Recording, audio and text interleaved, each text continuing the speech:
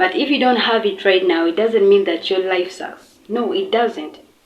But if you've struggled with not being satisfied with your life and feeling like you're not measuring up, feeling like you're not enough, click the subscribe button.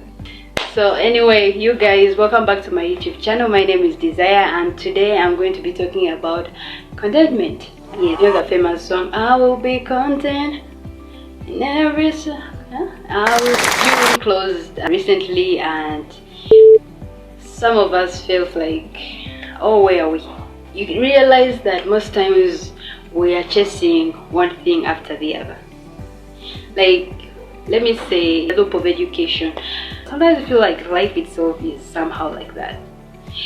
If you set this goal and you're like, God, if I achieve that goal, if I get maybe this type of phone, or maybe if you're singing like, oh, if I get a boyfriend or a girlfriend, then I'll be happy. Then you get a girlfriend and we're like, if I get married, that's it.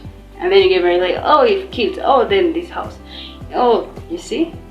Or maybe, okay, let me say if you have a problem and you're like, okay, if this issue ends, I'll be happy. My life will come back to what?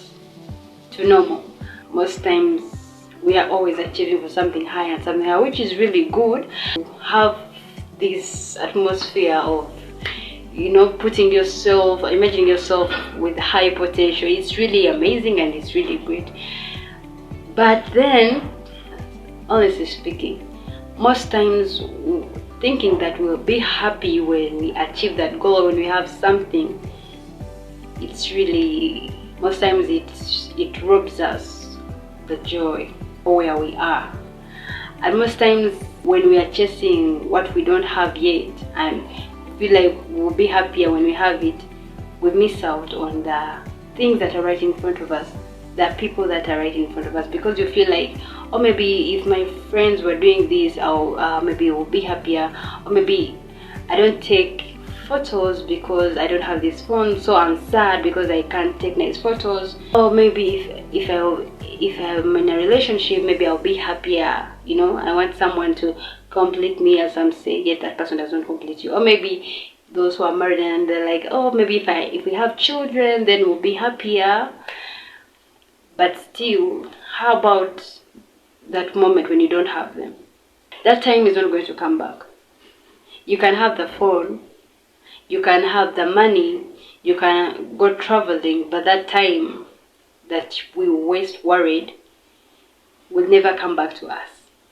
Always be trying to hurry through life because you feel like if I'm at a certain point A, I want to be at certain point B, then I'll be happier. Well, you reach point B and still you're like, I'm depressed and sad. I felt like if I had all these, maybe I would be happier. Like, you've experienced that. I have experienced that. When you feel like, okay, if I finish this and then maybe graduate, that will be it. Don't let that eagerness of achieving something rob you of the joy that you have right now, regardless of where you are. And most times, what causes being dissatisfied? It's because we look at ourselves through a comparison lens. Especially with the hype of social media, whereby you feel like you don't have that body type. Maybe I want glass skin, those trends. Okay, your face might not be as clear as you want it, but you can take photos with it. You might not have maybe that slim body, but your body enables you to move and be. You might not have maybe that big butt, but come on, you can sit with the butt that you have.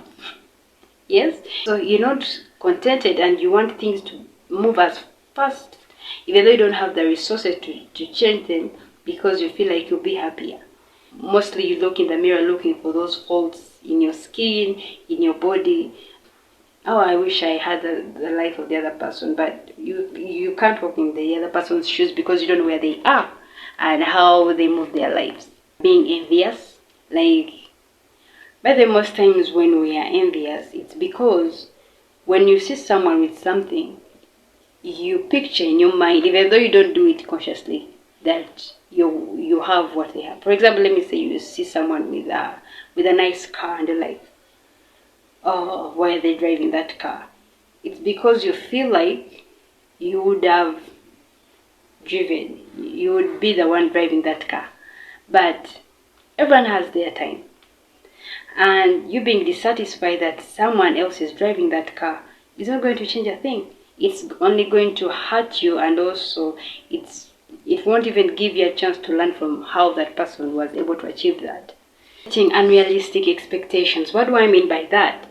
Is that you set your expectations on other people's skills or on other people's standards, especially with the rate of social media that's going on, with the trends that are coming up. You see this girl with this body and you're like, oh, I wish I was like them. So you start slimming and you start even exercising because you want to look like them.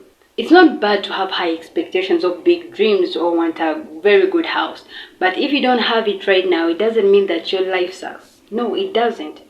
So if you feel like your life sucks because you don't have what the other person has, or you don't have the body that the other person has, or the relationship, or how your life is not run like how the other people's lives are ran, then that's the issue, because you're robbing yourself of the joy that you would be enjoying right now. So instead of setting your expectations on other people's standards, the inner joy that brings us what? Contentment. Believing in yourself that God always provides for you, and He always does. He carelessly provides for us whatever we need for our own enjoyment. So you will never lack anything. But that comes when you believe that you can be self-sufficient, but not because of you, of your own standards, but in a way of God's sufficiency. So you can be happy with what you have and who you are, knowing that there is someone who is self-sufficient, So God's sufficiency gives us contentment. But that comes with you trusting God, that He's with you, that He provides for you no matter what, that you never lack anything. Know that I have my own standard. God set a standard for me, and I can rest in the joy of knowing that He will provide for me. And I might not have the house, I might not have the partner, but I have friends, I have family that love me. Yes, I might not have all the money in the world, but hey, I have food on my table, I have clothing, I'm breathing. There are some people on tubes right now, you see. So gratitude, that's what beats the comparison of settings, those standards.